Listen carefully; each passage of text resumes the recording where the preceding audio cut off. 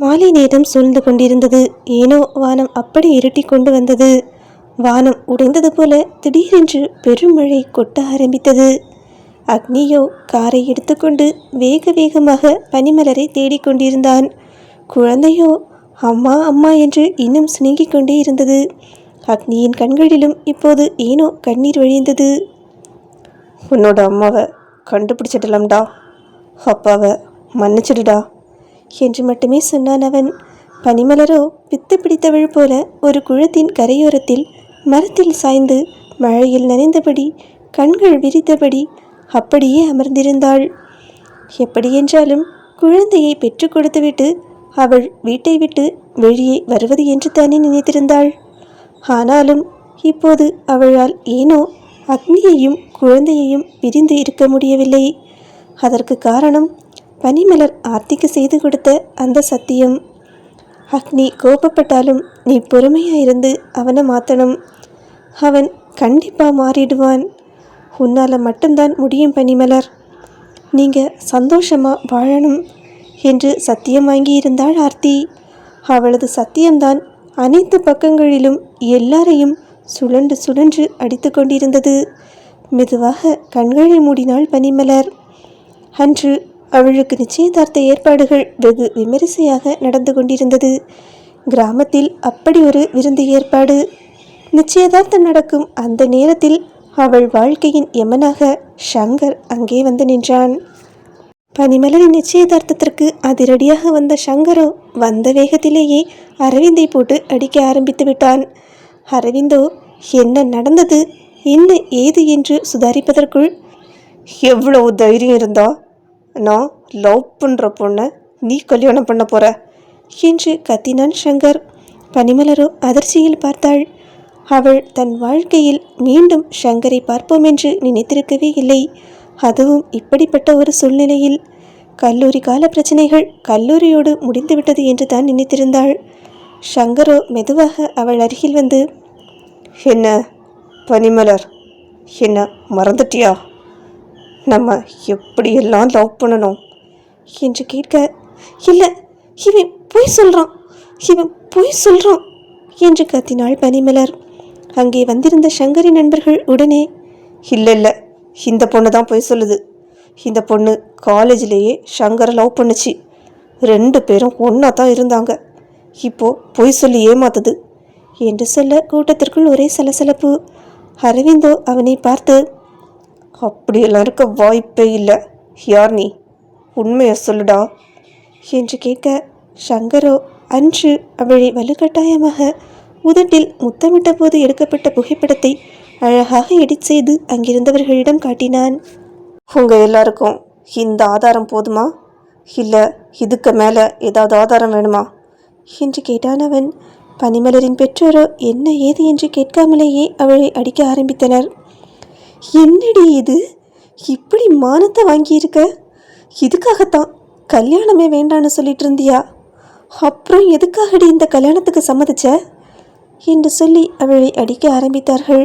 அவளோ அழுது கொண்டே, இல்லம்மா, இவன் சொல்றதெல்லாம் பொய், என்னை நம்புமா என்று சொல்ல அரவிந்தின் அம்மா அவளை பார்த்து, அப்போ இந்த பையனும் நீயும் ஒரே காலேஜில் படிக்கலையா என்று கேட்டார்.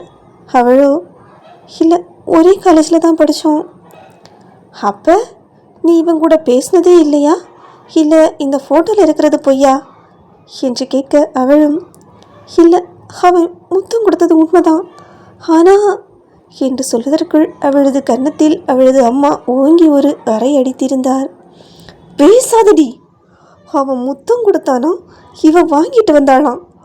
இப்படி கூட்டத்துக்கு முன்னாடி எங்களை அசிங்கப்படுத்திட்டியடி என்று கதறினார் அவர். அரவிந்தின் அம்மாவோ அரவிந்தின் கையை பிடித்து கொண்டு, வாடா போ, இந்த பொண்ணு சரியில்லை என்று அவனை இழுக்க, அரவிந்தோ, இல்லைம்மா, ஏதோ பிரச்சனை நடந்திருக்கு, அவ அப்படிப்பட்ட பொண்ணு இல்லைம்மா, என்னன்னு கேட்போம்மா, என்னை விடுமா என்று சொல்ல அரவிந்தின் அம்மா அவனிடம், டேய், உனக்கு நான் வேணுமா இல்லை அந்த பொண்ணு வேணுமா, பதில் சொல்லுடா என்று கேட்டார் அவர். பனிமலரோ அங்கே நின்று அழுதபடியே, இல்லை என் நம்புங்க, இவன் சொல்றதெல்லாம் பொய் என்று மட்டுமே சொன்னாள். அரவிந்தோ அந்த இடத்திலேயே தனது தாயின் காலை பிடித்து கொண்டு அழுதான். அம்மா, அவன் நல்ல பொண்ணுமா, எனக்கு அவளை பிடிச்சிருக்கு, அவ எனக்கு வேணும்மா, அவ என்னோட பொண்டாட்டிமா என்று சொல்ல சங்கர் உடனேயே அவனது முதுகில் எட்டி ஒரு உதைவிட்டான். அவ உன்னோட பொண்டாட்டியா? அப்ப நான் யாருடா என்று கேட்டுக்கொண்டிருந்தான். அரவிந்தின் அத்தையோ அங்கேயே கைகளை பிசைந்து கொண்டு கத்த ஆரம்பித்தார். அப்பவே சொன்னேன், இந்த குடும்பமே பார்க்க சரியில்லைன்னு. யார் என் பேச்சை கேட்டது? என் பொண்ணுந்தான் நல்லா படிச்சிருக்கா, பார்க்க லட்சணமாக அழகாக இருக்கா. சொன்னா நீதானே இந்த பொண்ணு தான் வேணும்னு இந்த ஊருக்கு வந்து சம்மந்தம் பேசுன. இப்போ பாத்தியா, நம்ம சொந்தக்காரங்க முன்னாடி தலைகுனியை வச்சுட்டு நிற்கிறா இந்த பொண்ணு என்று கோபமாக சொல்லியபடி பனிமலரை நோக்கி கை நீட்டி காட்டினார். கூட்டத்தில் வந்திருந்த சில சொந்தக்காரர்களும் முணுமுணுக்க ஆரம்பித்தார்கள். எவ்வளோ நாள் நல்ல பொண்ணுன்னெலாம் நினச்சோம், பாரு இப்படி பண்ணுவான்னு யார் எதிர்பார்த்தாங்க? ஒருவேளை பணக்கார மாப்பிள்ளை கிடைச்சதும் பழச மறந்துட்டாளோ என்று ஒவ்வொருவரும் ஒவ்வொரு விதமாக பேசினார்கள். அந்த வார்த்தைகள் ஒவ்வொன்றும் பனிமலரின் இதயத்தில் கத்தியாக இறங்கியது. ஆனால் அவளால் எதுவும் செய்ய முடியவில்லை. அந்த நேரத்தில் அவளுக்கு அழுகை மட்டுமே வந்தது. அரவிந்தின் அம்மாவோ அரவிந்தை அங்கிருந்து பிடித்து இழுத்து செல்வதிலேயே குறியாக இருந்தார். வாடா போவோம், இன்னும் ஒரு நிமிஷம் கூட இங்கே நிற்கக்கூடாது, இந்த கல்யாணம் நடக்காது, நம்ம வீட்டுக்கு இந்த பொண்ணு மருமகளா வரவே முடியாது என்று கண்ணீரோடு இழுத்தார் அவர். அரவிந்தோ அசையவே இல்லை. அவனது பார்வை முழுவதும் பனிமலரின் மீது மட்டுமே இருந்தது. அவளோ அழுது கொண்டே நின்றாள். அவன் மனம் மட்டும் ஒரே ஒரு விஷயத்தை ஏற்க மறுத்தது. அவன் காதலித்த பனிமலர் இப்படிப்பட்ட பெண்ணாக இருக்க வாய்ப்பே இல்லை. அம்மா, ஒரே ஒரு நிமிஷம், அவ என்ன சொல்ல வரான்னு கேட்கலாமா என்று மீண்டும் கெஞ்சினான் அரவிந்த். டே அரவிந்த், எனக்கு எதுவும் கேட்க வேண்டாம் என்று அவரது தாய் கத்தினார். அந்த நேரத்தில் சங்கர் வெற்றி சிரிப்புடன் அங்கே நின்றிருந்தான். அவன் எதிர்பார்த்தது போலவே அனைத்தும் நடந்து கொண்டிருந்தது. பனிமலரின் வாழ்க்கை அவன் கண்முன்னேயே சிதறிக்கொண்டிருந்தது. அதை அவன் ரசித்து கொண்டிருந்தான். அரவிந்தோ பனிமலரை பார்த்தான். அவளது கண்களில் இருந்த பயமும் கண்ணீரும் அவனது இதயத்தை இரண்டாக கிழித்தது. பிறகு பனிமலரின் பெற்றோரை பார்த்தான் அவன். மாமா, அத்தை, நான் சொல்கிறத நம்புங்க, இவன் தான் போய் சொல்கிறான். பனிமலர் நிச்சயமாக தப்பான பொண்ணு இல்லை, அவ என்னோட பனிமலர், நான் காதலிச்ச பனிமலர் இப்படிப்பட்ட பொண்ணு கிடையாது. இங்கே ஏதோ பெரிய சதி நடக்குது என்று மிகவும் உறுதியாக சொன்னான் அரவிந்த். பிறகு தனது தாயை பார்த்தான். அம்மா, நீங்கள் இப்போ கோபத்தில் இருக்கீங்க, நான் உங்களுக்கு எல்லாத்தையும் புரிய வைக்கிறேன். நீங்கள் சொல்கிற மாதிரியே இப்போ நான் உங்கள் கூட வர்றேன். ஆனால் ஒரே ஒரு விஷயம் மட்டும் நல்ல ஞாபகம் வச்சுக்கோங்க, நான் திரும்பி வருவேன். என்ன நடந்ததுன்னு கண்டுபிடிச்சிட்டு திரும்பி வருவேன். பனிமலரோட கழுத்தில் தாலி கட்டுறது நான் தான் என்று சொன்னான் அவன். அந்த வார்த்தையை கேட்டதும் பனிமலரின் கண்களில் மீண்டும் ஒரு சிறிய நம்பிக்கை பிறந்தது. அரவிந்தோ அவளை பார்த்து மெதுவாக தலையசைத்தான். நான் இருக்கேன் என்று சொல்லாமல் சொல்லிவிட்டு தனது தாயின் பேச்சுக்கு கட்டுப்பட்டு அங்கிருந்து நடந்தான் அவன். அவன் அங்கிருந்து போகும் வரை பனிமலரின் பார்வை அவனை விட்டு விலகவே இல்லை. அவன் நிச்சயமாக திரும்பி வருவான், அனைத்தையும் சரி செய்து விடுவான் என்ற நம்பிக்கையை மட்டும் கடைசி வரை பிடித்து கொண்டு நின்றாள் அவள். ஆனால் விதி அவளுக்காக வேறு ஒரு கதையை எழுதி வைத்திருந்தது. அந்த நிச்சயதார்த்த நாள்தான் பனிமலர் கடைசியாக சிரித்த நாள். நிச்சயதார்த்தம் கலைந்தது போல அவளது சிரிப்பும் கலைந்தது, அவளது சந்தோஷமும் கலைந்தது, அவளது கனவுகளும் கலைந்தது. இந்த ஒரே ஒரு நாளில் ஒரு பெண்ணின் வாழ்க்கை முழுவதுமாக தலைகீழாக மாறிப்போனது. அரவிந்த் வீட்டிற்கு திரும்பும் வழியில் ஒரு வார்த்தை கூட பேசவில்லை. அவன் கண்களில் அப்படி ஒரு வருத்தம். இதுவரை தனது அம்மாதான் தனக்கு எல்லாம் என்று நினைத்திருந்தான் அவன். ஆனால் தனது அம்மா இப்படி ஒரு நிமிடம் கூட விசாரிக்காமல் அவனை அங்கிருந்து இழுத்து வந்ததை அவனால் ஏற்றுக்கொள்ளவே முடியவில்லை.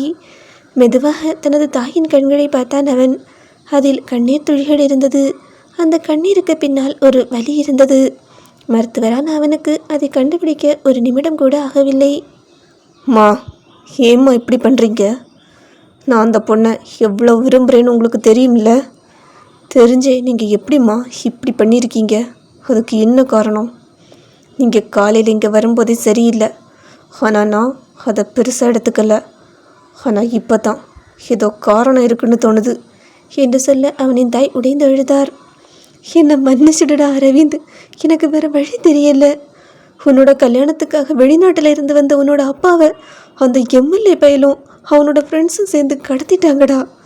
இந்த கல்யாணத்தை நிறுத்தினா தான் அவரை உயிரோடவே விடுவோன்னு சொல்லிட்டாங்கடா. என்னால் வேற என்னடா பண்ண முடியும்? அரவிந்தோ கார் ஸ்டியரிங்கில் கைகளை வேகமாக குத்தினான். ச்சே! அவனது தாடை இறுகியது, கண்கள் சிவந்தன. என்னை மன்னிச்சிடுடா. அந்த பொண்ணு அத்தனை பேர் முன்னாடியும் தலை குனிஞ்சு நின்னதை பார்க்க எனக்கும் கஷ்டமாக தான் இருந்துச்சு. என்ன இருந்தாலும் நீ கட்டிக்க போகிற பொண்ணு தானே. யார் தப்பாக சொன்னா என்ன? நீ அவளை நம்புற இல்லடா. நல்ல பொண்ணு தான். ஆனால் எனக்கு உங்கள் அப்பாவை காப்பாற்ற வேறு வழி தெரியலடா. அப்பாவை காப்பாத்துடா, அந்த பொண்ணையும் காப்பாத்துடா என்று மட்டும் சொல்லிவிட்டு அமைதியானார் அவர். அந்த நொடி அரவிந்தின் உள்ளத்தில் ஒரு முடிவு பிறந்தது. எதுவானாலும் பனிமலரை தனியாக விட்டுவிடக்கூடாது. அவளை தேடி திரும்பி வர வேண்டும். மறுபுறமோ பனிமலரின் ஊரார்களின் பேச்சுக்கு அவர்கள் ஆளானார்கள். பனிமலரின் அப்பா நெஞ்சை பிடித்து கொண்டு சரிந்தார். பனிமலருக்கு என்ன செய்வது என்றே தெரியவில்லை.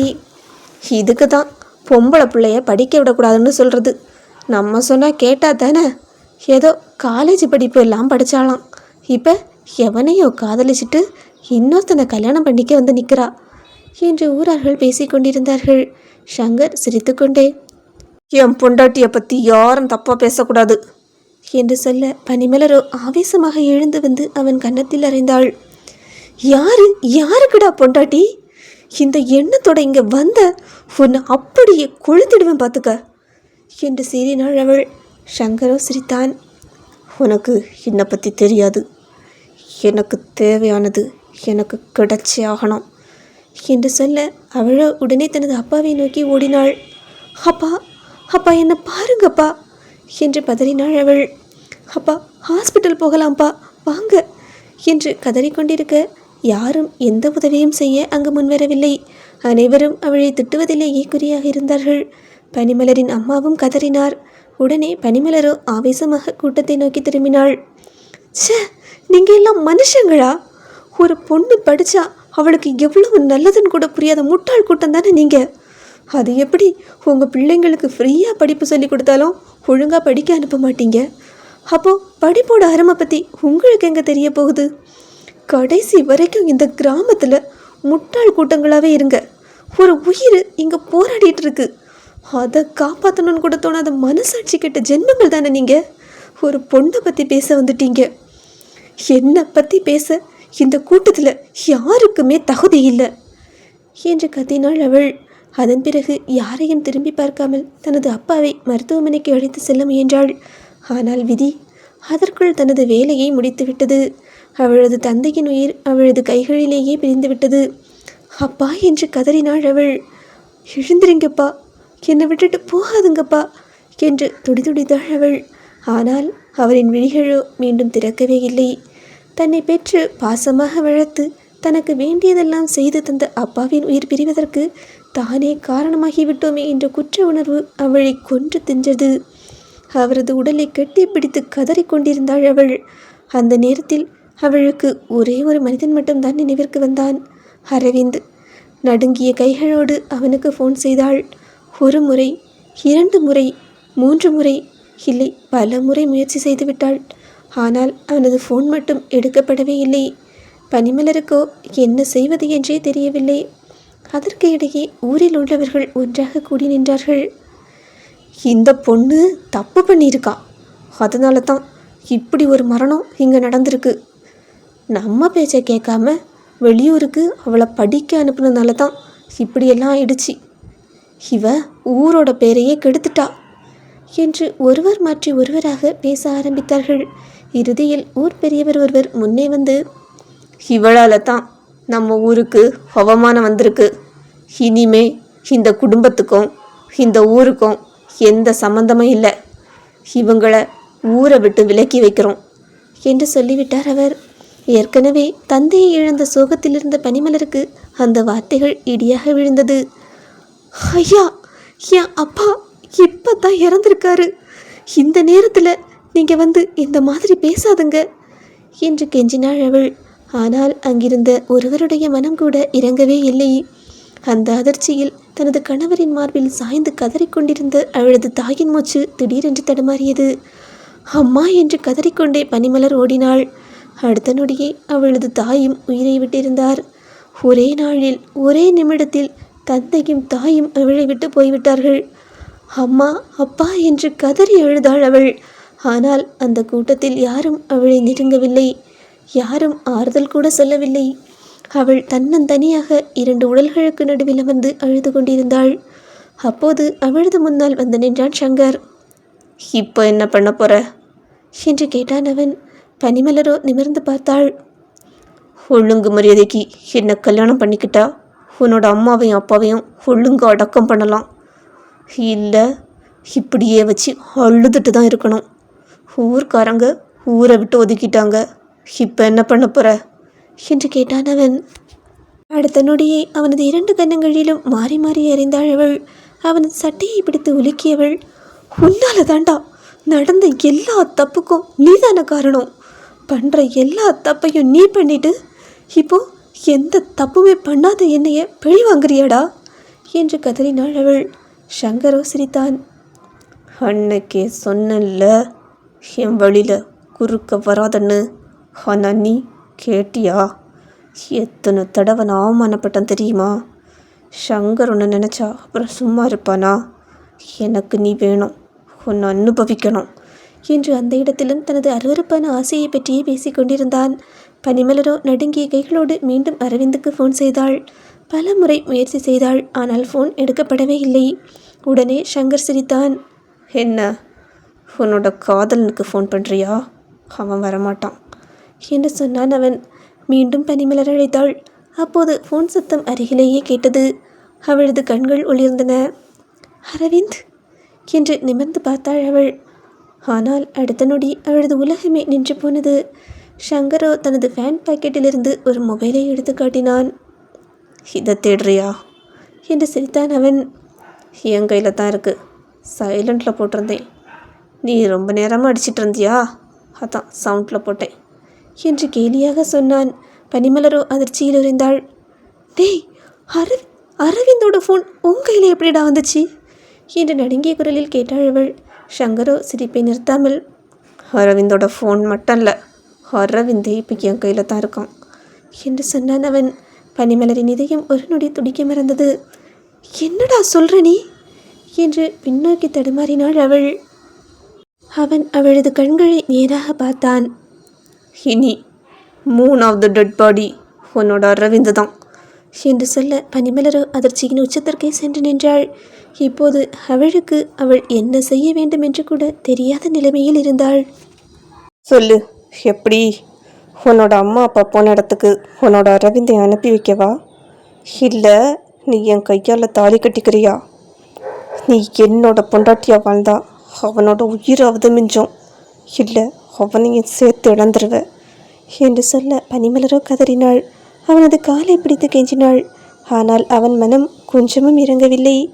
தன் தாய் தந்தையர் இறந்து கிடந்த அதே சூழ்நிலையிலேயே அவர்களின் உடல்களுக்கு அருகிலேயே வைத்து அவளை தனது மனைவியாக்கி கொண்டான் அவன்.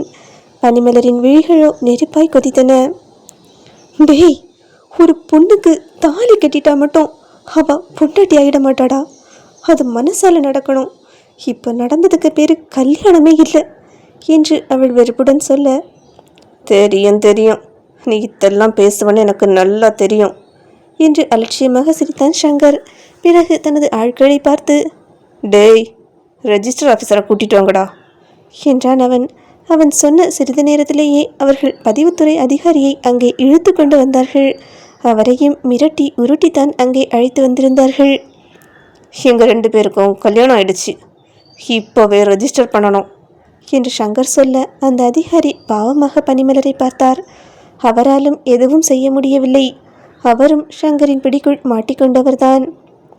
ஹேய், ஒழுங்கு மரியாதைக்கு கையெழுத்து போட்டா உன்னோட அம்மா அப்பாவோட அடக்கம் நடக்கும்.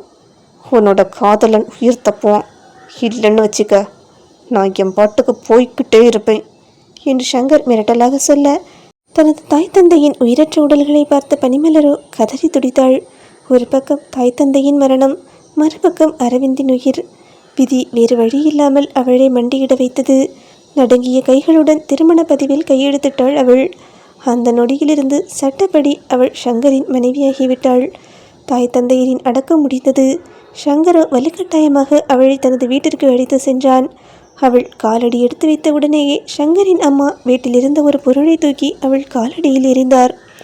ஏய், உள்ள வராத, வெளியே போடி. என் மவனை ஏமாத்தி மயக்கி கல்யாணம் பண்ணிட்டு வந்திருக்கியா என்று கேட்க பனிமலரோ அப்படியே உடைந்து நின்றாள்.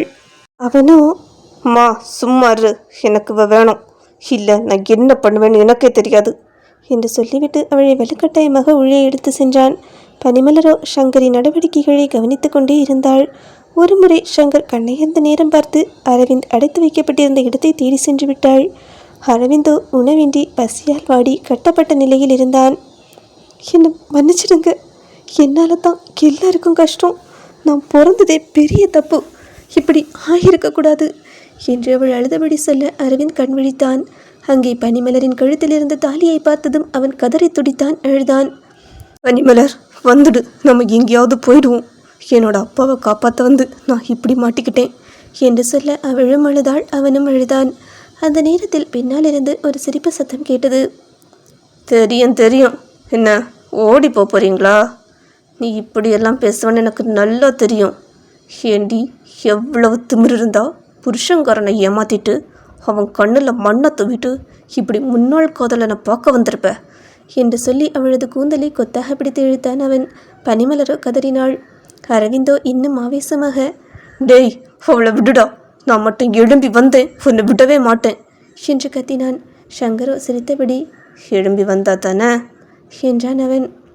ஏண்டி ஓடுகாலி கழுத, புருஷனை ஏமாத்திட்டு வந்ததுக்கு உனக்கு இதுதான் தண்டனை என்று சொல்லிவிட்டு தனது நண்பர்களை அழைத்தான்.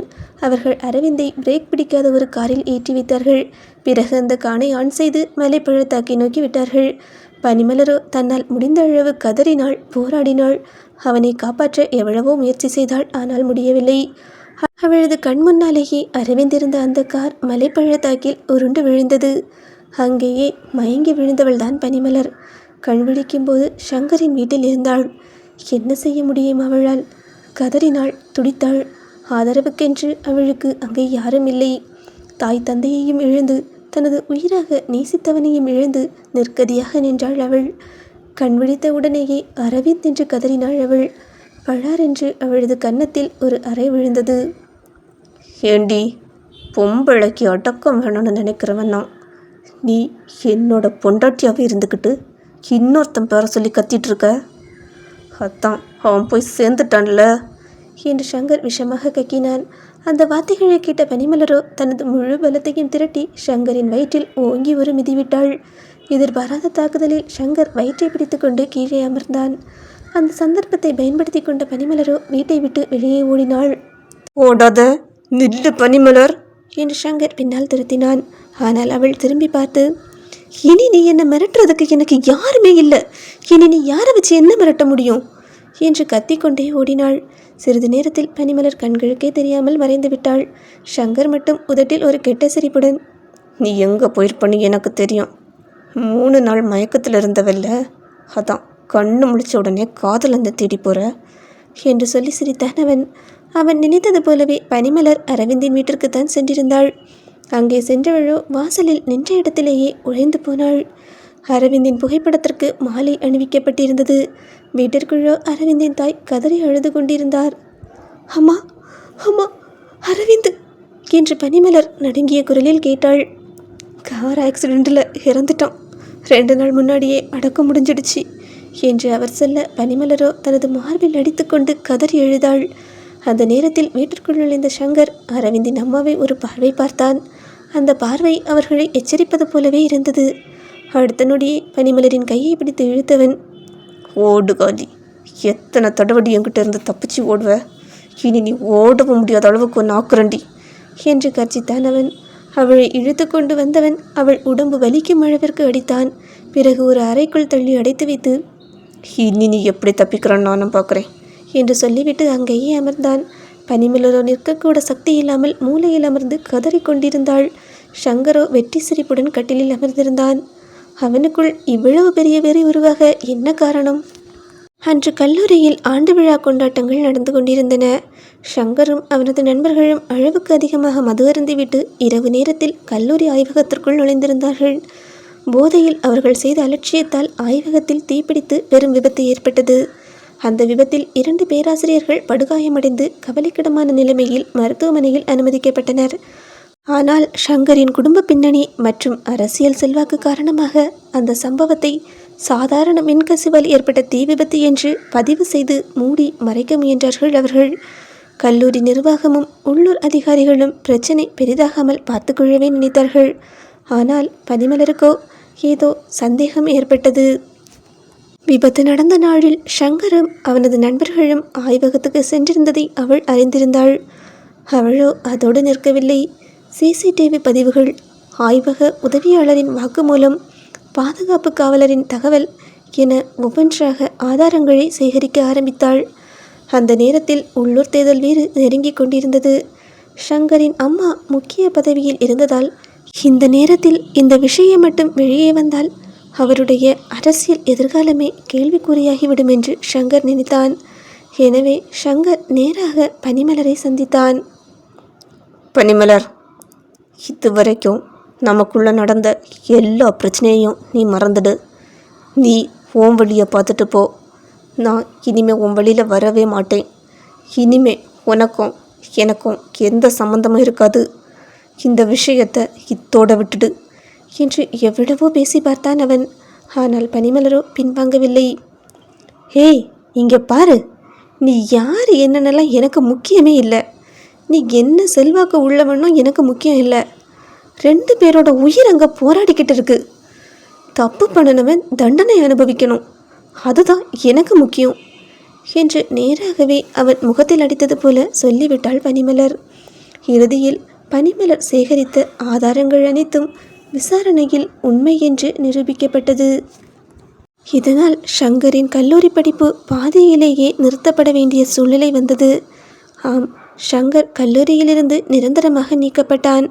அதைவிட பெரிய அவமானம் என்னவென்றால், தன்னுடைய அரசியல் பதவியையும் மக்களின் நம்பிக்கையையும் காப்பாற்ற வேண்டிய சூழ்நிலையில் அவனது அம்மாவே அவன் செய்த தவறை கண்டித்து அவனுக்கு எதிராக நிலைப்பாடு எடுக்க வேண்டியதாகிவிட்டது.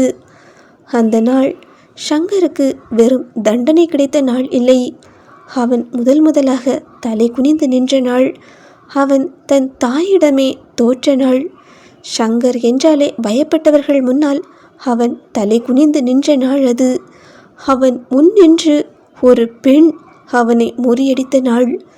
அன்றிலிருந்து அவனுக்குள் கொழுந்துவிட்டு எரிய ஆரம்பித்த வெறிதான் வருடங்கள் பல கடந்தும் அணையாமல் பனிமலரை துரத்தி கொண்டிருந்தது. அவனுக்கு அது காதல் இல்லை. அவனை உலகத்தின் முன் தோற்கடித்த ஒரு பெண்ணை உடைத்து தன் காலடியில் விழ வைக்க வேண்டுமென்ற ஆணவத்தின் வெறிதான் அது. அந்த வெறிதான் இன்று இந்த அறைக்குள் பனிமலரை கொண்டு வந்து நிறுத்தியிருந்தது. ஷங்கர் மெதுவாக அவளை நோக்கி முன்னே வந்தான். கட்டிலின் ஓரத்தில் அமர்ந்திருந்தவன் திடீரென்று எழுந்து பனிமலரின் அருகில் வந்து மண்டியிட்டான். அவளது முகத்தை வலுக்கட்டாயமாக நிமிர்த்தியவன் அவளது கழுத்தில் கிடந்த தாலியை பிடித்து தூக்கி காட்டினான். பாத்தியா, இது என்னன்னு தெரியுமா? இது நான் கட்டின தாலி. இப்போ நீ என்னோட பொண்டாட்டி. இந்த உலகத்திலேயே யார் என்ன சொன்னாலும் நீ என் பொண்டாட்டி தான். அதை இனி நீயும் மாற்ற முடியாது, ஏன் யாராலையும் மாற்ற முடியாது என்று கூறியவன் அவளது தோளில் கை வைக்க முயன்றான். பனிமலரோ வெறுப்புடன் அவன் கையை தட்டிவிட்டாள். ச்சே, கையை எடுடா. நீ நினைச்ச மாதிரி தாலி கட்டிட்டா நான் உன் கூட பொண்டாட்டியா வாழணும்னு எந்த அவசியமும் கிடையாது. இனிமே நீ என்னை மிரட்ட போற, அதானே? என்னை கொன்னுடு வேண்டு மிரட்டுவியா? கொல்லுடா, கொல்லு. ஆனால் நான் செத்தா கூட உன் நிழல் என் மேலே பட விட மாட்டேன். என்னடா சங்கர் பார்க்குற? வெளியே இருக்கிறவங்க சங்கரோட பொண்டாட்டி அழகாக இருக்கா, சங்கரோட புள்ள அழகாக இருக்குன்னு சொல்லணுமா? சொல்லுவாங்கடா, இனி சொல்லுவாங்க. சங்கர் கல்யாணம் பண்ணிக்கிட்டான், ஆனால் இன்னும் அவனுக்குன்னு ஒரு குழந்தை பிறக்கல, அவன்லாம் ஒரு ஆம்பளையே இல்லைன்னு எல்லாரும் சொல்லுவாங்கடா. நாளைக்கு எல்லாரும் அதைத்தான் பேச போகிறாங்க என்று சொல்லி அவள் வெறுப்புடன் சிரித்தாள். அதை கேட்ட சங்கருக்கு கோபம் அப்படி வந்தது. அடுத்த நொடியே அவளது கன்னத்தில் ஓங்கி ஒரு அறை விழுந்தது. ஆனால் அப்போதும் பனிமலர் அழவில்லை, அவள் சிரித்தாள். அவளின் அந்த சிரிப்புதான் சங்கரின் கோபத்தை இன்னும் தூண்டியது. என்னடா, அடிப்பியா, கொடுமைப்படுத்துவியா? அதானே, அவ்வளோதானே உன்னால் முடியும். இந்த மனசு எல்லாத்தையும் பார்த்து ஏற்கனவே செத்து போச்சுடா. இனிமே நீ அடிக்கிற ஒரு அடி கூட எனக்கு வலிக்காது, ஆனால் உனக்கு இனி ஒவ்வொரு நாளும் வலிக்கும். ஒருத்தன் ஆம்பளையாக இருந்தால் தன்னை சுற்றி இருக்கிறவங்களை காப்பாற்றணும். தன்னோட பலத்தை பயன்படுத்தி பலவீனமானவங்களை தாக்கக்கூடாது. ஆம்பளைங்கிறது உடம்புல இல்லைடா, அது அவன் நடந்துக்கிற விதத்தில் இருக்குது. தன்னை நம்பி இருக்கிறவங்கள காப்பாற்றுறவன் தான் ஆம்பளை. அழுற பொண்ணை இன்னும் அழ வைக்கிறவன் ஆம்பளையே இல்லை. பலம் இருக்குன்னு மிரட்டுறவன் எல்லாம் ஆம்பளை இல்லைடா. தன்னோட அதிகாரத்தை வச்சு பலவீனமானவங்களை நசுக்கிறவன் ஆம்பளையே இல்லை. நீ என்னை கட்டாயப்படுத்தி தாலி கட்டியிருக்கலாம், ஆனால் உன்னால் எப்போவுமே என்னோட மனசை ஜெயிக்க முடியாதுடா. அதுக்கான தகுதியும் உனக்கு கிடையாது என்று அவள் அவனது கண்களை நேராக பார்த்தபடி சொன்னாள். அந்த நொடியில் சங்கரின் முகம் கோபத்தில் இறுகியது. ஆனால் பனிமலரின் கண்களில் இருந்த பயம் காணாமல் போயிருந்தது. அங்கே இருந்தது வெறுப்பும் அவனை ஒருபோதும் ஏற்றுக்கொள்ள மாட்டேன் என்ற உறுதியும் மட்டுமே. 2 நாள் எபிசோடில் நீங்கள் எல்லாரும் ரொம்ப சேட் ஆகிட்டீங்கன்னு நினைக்கிறேன். நாளைக்கு உங்களுக்காக மறுபடியும் ஒரு ஜாலியான எபிசோட் இருக்குது. அந்த சந்தோஷத்தோடவே இன்றைக்கி எபிசோட் எப்படி இருந்துன்னு உங்களோட கருத்துக்களை மறக்காமல் சொல்லுங்கள். ஸ்டோரி பிடிச்சிருந்துன்னா லைக் பண்ணுங்கள். ஸ்டோரியோட அடுத்த பாகத்துக்கு மறக்காமல் நம்ம சேனலை சப்ஸ்கிரைப் பண்ணிக்கோங்க.